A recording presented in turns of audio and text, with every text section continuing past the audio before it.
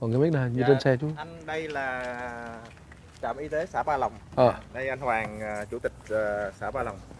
Đây có cái cô trạm trưởng trạm y tế. Ồ dạ. Giao thăm rồi cái gì. Cô Ram gọi được á. Thấy đấy. Dạ, xin chào quý vị các bạn, mình đang có mặt ở tại trạm y tế xã Ba Lòng. Nhìn cái bảng là biết là chắc là bảng này chắc cũng phải lâu lắm rồi đó. Nhìn nó cũ kỹ mà nó bong chóc chứ thương gì đâu. Nếu quý vị các bạn mà về các vùng sâu vùng xa thì nó là vậy hết á. Mình nghĩ là một số bạn trẻ chưa có điều kiện đi á, các bạn chắc mà ít bao giờ thấy những cái hình ảnh này. Ở đây trạm y tế xã nè, đó người ta làm một cái hình chữ thập đỏ. Cái trạm này xây năm Trạm y tế năm 99. Dạ, năm 99 anh. Ồ vậy là tới giờ là 20 mấy năm rồi, 21 năm rồi. Cũng có sửa chữa nâng cấp. Dạ. Ở đây là mình phục vụ cho bao nhiêu bà con đây? Là Toàn bộ xã.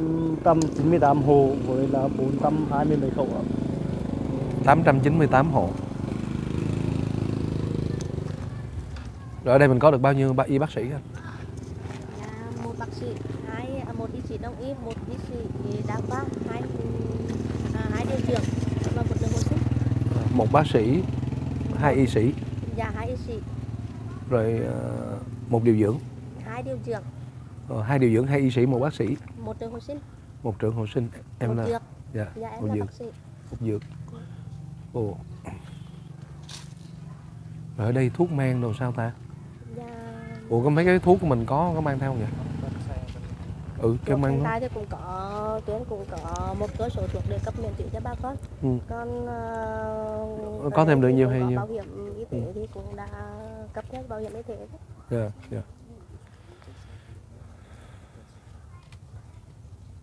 Tháng đầu năm nào mà thiệt hại ghê gớm như năm nay phải không anh? Yeah. Có một năm 2009 mà năm 2009 thì nó không phải giống như năm nay. Năm 2009 thì nó chỉ có là vào nước lũ, nó vào một ngày một đêm xong nó ra. Thì thiệt hại thì không bao nhiêu, mà đợt này thì 5 lần nước vào. Hôm nay nước vào, đến ngày mai rồi ngày kia, xong rồi lại bà con khắc phục, xong rồi tiếp tục. Yeah. Coi mình đây đúng 15 ngày. 15 ngày hả? Đúng 15 ngày chịu trận rồi đó. Nước bắt đầu rút rồi hôm nào anh? Là hôm kia. Dạ. Ở đây hơn 800 hộ. Nguyên xã luôn á hả? Dạ. Ủa cái thôn Khe Câu hồi nãy em lên là bao nhiêu hộ ta? Là thôn Khe Câu 54. 54 hộ. Ở đây có là cái đồng bào dân tộc thiểu số, có là 2 thôn và một cụm. Dạ. Nên Khe Câu là thành một cụm, trước kia là Khe Câu đó là chỉ là một thôn riêng, sau đó theo văn bản của chính phủ là sáp nhập lại thì thôn Khe Câu thành thôn Mai Sơn. Dạ. Là nhập với Mai Sơn luôn. Đây cái trạm y tế này đã có từ hơn 20 năm. Rồi bà con tới đây là lấy thuốc về hay là mình có phòng có giường nào nằm đâu trong đó không? Dạ, có giường nằm nhưng mà là chỉ lưu bệnh, cho con trạm y tế năng chức năng không có nội trú mà chỉ có lưu bệnh. Có gì là mình phải chuyển lên trên lưu bệnh 3 ngày. Rồi sau đó mình chuyển lên tỉnh. Dạ, nếu bệnh nặng thì chuyển lên tỉnh, con ở đây điều trị đấy. Đây là điều trị coi như là giống như sơ cấp cứu vậy thôi hả?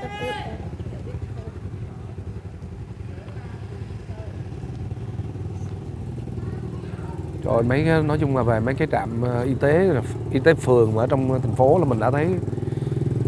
Rồi trạm y tế phường, y tế xã rồi ở trong thành phố đó là đã thấy.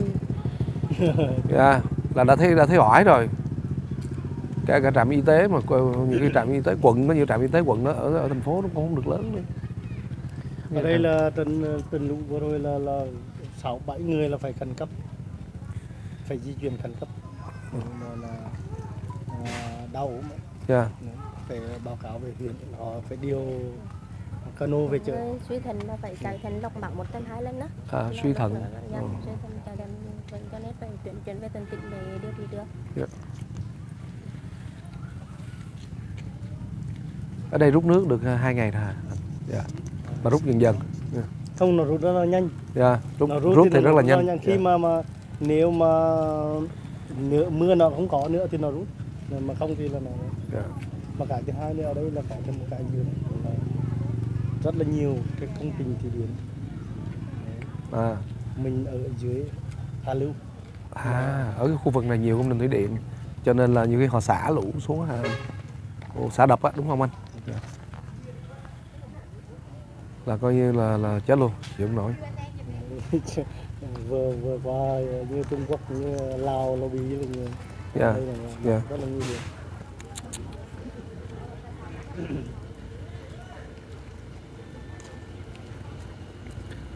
Anh vào thì nơi cơ sở vật chất.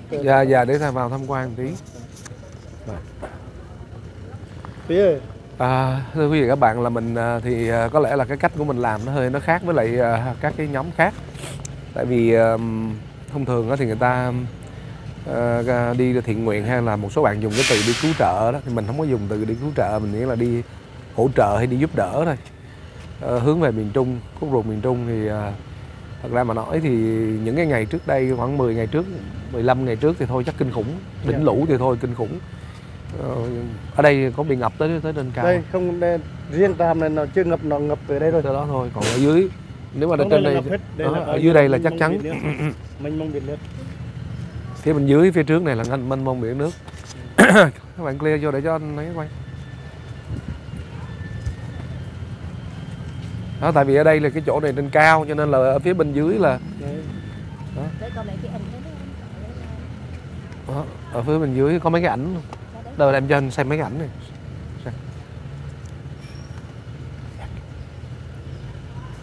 Đây, nếu mà chúng ta xem lại những cái ảnh ở đây mình không có, nhưng mà để xem cho các bạn xem. Thì khi mà đỉnh lũ nó lên thì thôi khỏi nói rồi. Trong trạm chụp ra này. Rồi trong trạm chụp ra được là ngắn đấy. Đây là trong trạm đứng trong xa chụp ra đấy. Còn đây có mấy cái nữa nè. Nó nhìn giống như là biển. Giống như là view biển. Trạm y tế mà có duy nhất có view biển. Trời ơi trời. Đây là cái cầu trên đó. Cái cầu đây là để họ đi đo để mấy đoàn cứu trợ về đấy.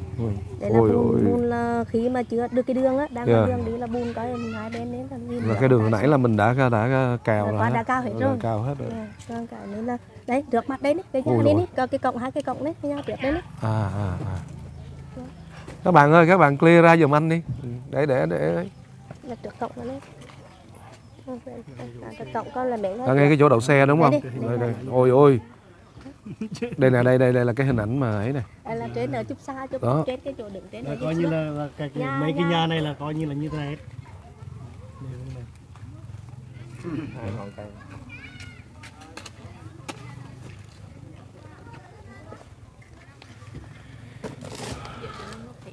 Thì ngay trong cái thời gian mà đỉnh lũ thì chắc chắn là người ta đi để cứu trợ, người ta đi để, nếu người ta nói là đi cứu đói á, tức là trong cái thời điểm đó là người ta cần được cứu đói. Chứ còn bây giờ thì mình nghĩ là cần để hỗ trợ cho cái việc thái thiết nè, rồi khắc phục hậu quả. Cho nên là nếu mà một cái chuyến đi, mình nghĩ là một cái chuyến đi thiện nguyện thì nó phải bao gồm nhiều thứ. Nếu mà quý vị các bạn chúng ta ra sớm, ra ngay tại cái thời điểm mà cao trào của lũ thì các bạn sẽ là đi làm cái nhiệm vụ cứu đói là chính. Thì chắc chắn luôn, mình tin chắc là các bạn sẽ không vào được những cái nơi rất khó tiếp cận với những cái hộ dân. Làm sao tiếp cận được, nguy hiểm vô cùng.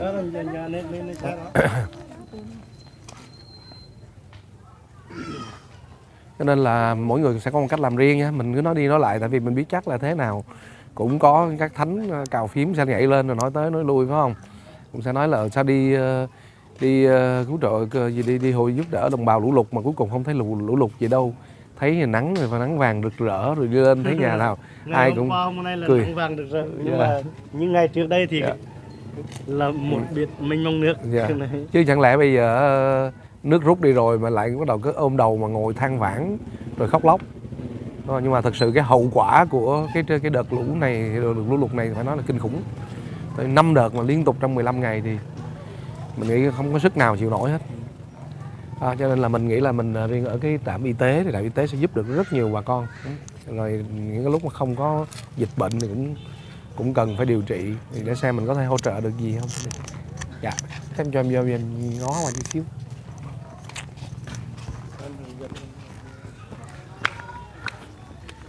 mà các phòng chức năng thì mà phòng chức năng thì bị thẩm dột hết cho nên lên di chuyển thuốc với rồi lúc sau đấy phòng chức năng thì ra đây. Dạ, dạ. Đây là phòng khám. Ồ, nó thấm kìa. Dạ, đây bên trên là phòng khám này. Đây. Dạ, đây thì bọn em phải di chuyển. Đây là nước vẫn còn nè bà con. Đúng không? Dạ. Nếu mình nói không tin thì bà con chúng ta có thể nhìn thấy là nước là tường nó vẫn còn thấm lên tới nóc luôn, chứng tỏ là nước đã vào tới. Nước nó thấm như thế nào, nó thấm lên trên luôn hay mưa nó thấm xuống. Mấy ngày rồi rút nước rồi mà nó vẫn còn vậy. 15 ngày đó. Yeah. Mà thì hiện tại còn chưa còn điện đấy nó không tư vấn truyền thông. Ở đây có một bác sĩ thôi. Yeah. Rồi. Vậy thì Đấy là không tư vấn truyền rồi thông. điều kiện thiết bị làm sao ta? Yeah. Trang thiết bị y tế rồi ở đây sao?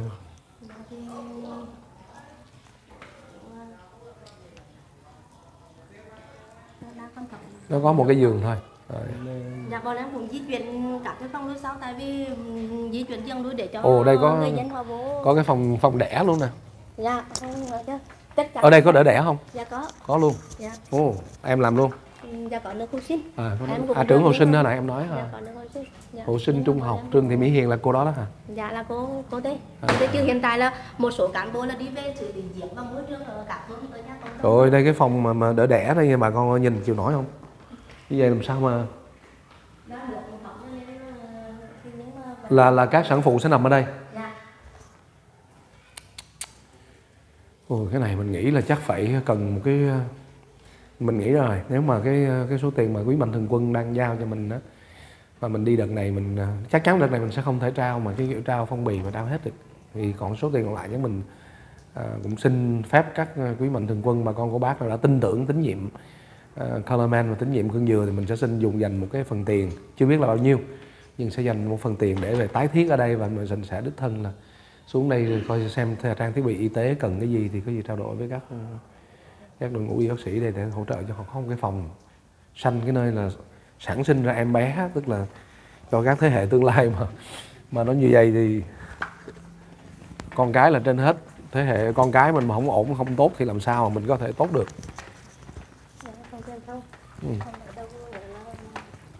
Nhưng mà rất sạch sẽ nha, đó là trạm y tế đây thật sự là em thật sự luôn á, em nói là trạm y tế phường ở một nơi, ở một số nơi trong thành phố là chưa chắc được vậy đó. Không, sạch sẽ, rất là sạch sẽ.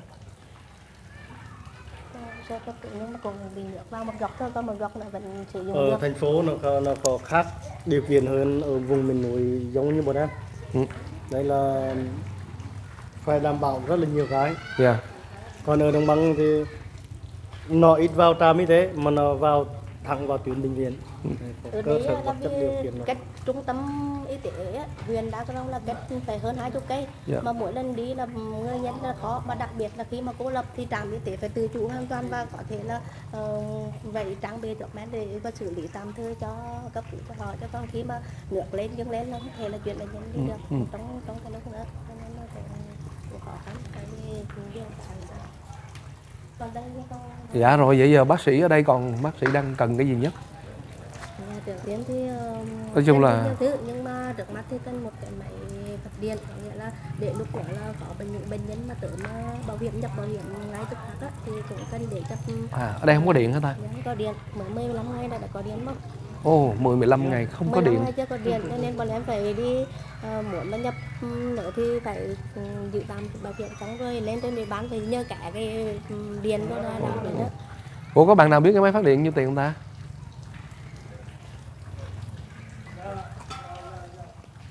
Một cái máy phát điện mà để đủ vận hành ở đây chắc cũng phải lớn lớn à. Ở nước vẫn chảy kìa.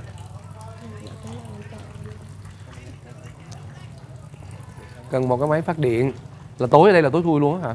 Dạ, không có cái gì. Có sử dụng cái mấy cái đèn bảo với mua cái đèn bảo với đèn pin rồi để khi mà có bệnh nhân thì xử lý tạm thời đó. Còn về thiết bị y tế em đang cần cái gì? Thiết bị y tế thì hiện tại thì máy siêu âm thì bọn em cũng có nhưng mà cũng có quá trình sử dụng thì. Con Nga đâu ta, kêu Nga lên đây bảo anh bảo này. Ai lên nói chuyện với chị để ghi lại số điện thoại của chị nè. Trạm y tế là em là chị là trưởng hả? Dạ. Trưởng trạm. Dạ. Em có vợ có chồng con gì không? Dạ em có chồng và có con rồi. Ừ. Em được mấy cháu? Dạ 2. 2 cháu. Khoảng 30 triệu. 30 triệu hả? 30 triệu. Thôi vậy bây giờ về ha. Ở đây chắc anh nghĩ quà bánh thôi, chắc là cũng bà con đây chắc ở trạm y tế chắc cũng không có cần thiết đâu, nhưng mà anh nghĩ tiền thì chắc em nhận, em cố gắng em mua cái máy phát điện để hoàn tử tế cho bà con nha. Nha. Còn lát nữa thì cái đầu mối liên lạc á, anh sẽ gửi cái đầu mối cho em. Rồi. Thì đây là 1 2 3 4 5 6 7 8 9 10 11 12 13 14. Một bao như vậy là 2 triệu. 14 bao là 28 triệu. Đó. Thì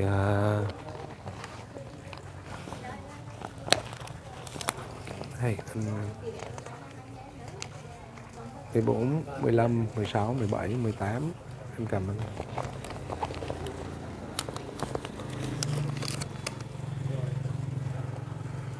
Rồi 19, 20.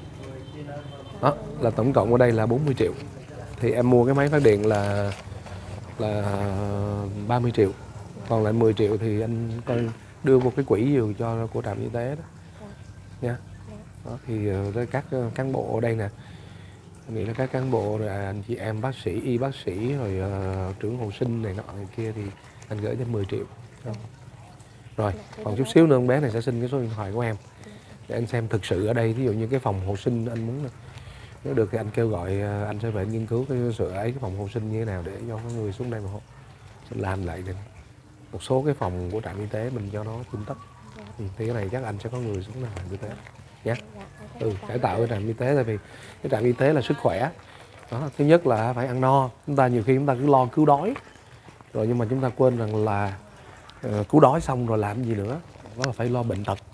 Sau lũ lụt bệnh tật rất là nhiều, chắc chắn luôn.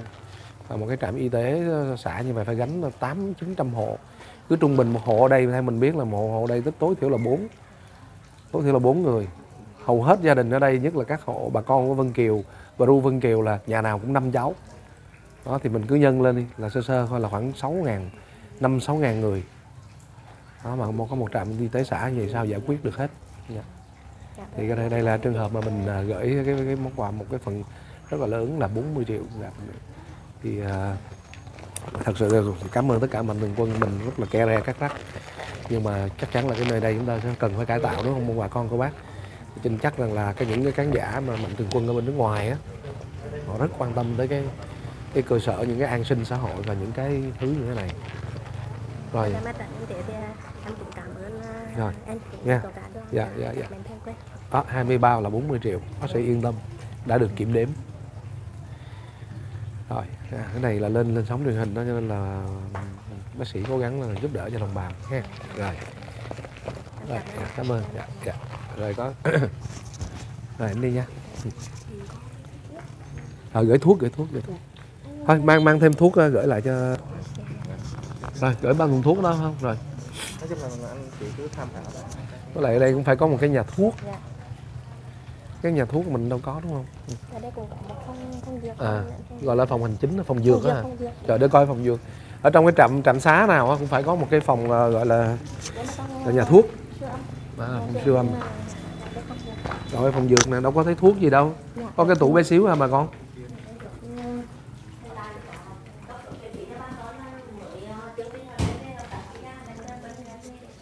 Ơi, phòng dược này có đúng cái tủ nhỏ xí à. Rồi các cán bộ ở đây là đều là người địa phương hả em? Dạ, ở xã cũng có anh ạ. Ở xã cũng có, có. Ở xã cũng có Triệu Phóng rồi Hải Lăng rồi Hưởng Hóa rồi cũng có hết. Tại sao họ chấp nhận đi làm xa vậy luôn? Dạ. Nhà em ở đâu? Khi gốc em ở Hải Lăng, nhưng mà hiện tại thì em lên đây và lấy chồng ở đây thì lấy chồng lên đây lấy chồng ở đây, nhà đây luôn. Thôi anh tạm biệt nhé, anh đi nhé. Dạ, đây là ngày 23 tháng 10 năm 2020 và mình đang có mặt tại trạm y tế xã Ba Lòng. Trước giờ có ai tới đây không? Cái từ hôm lũ lụt tới giờ. Từ hôm lũ lụt tới giờ tất cả đều mọi người chưa có một vị khách nào tới đây. Ngay ní mới vạn bệnh đó, con bé ngày trước là giờ nếu không nhờ ủy ban, không nhờ các anh chị ủy ban chắc mình cũng không biết ở chỗ này luôn. Chứ lúc mà bà con mình nghĩ cũng đơn giản ha, cứ đi giúp các hộ dân mà quên rằng những nơi như thế này là rất là cần thiết. Thôi anh đi nha. Dạ. Rồi, chào tạm biệt em nha. Rồi các bạn nó sẽ chỉ cho em mua cái máy phát điện nào, xài làm sao thôi. Rồi. Rồi, có chừng tượt té.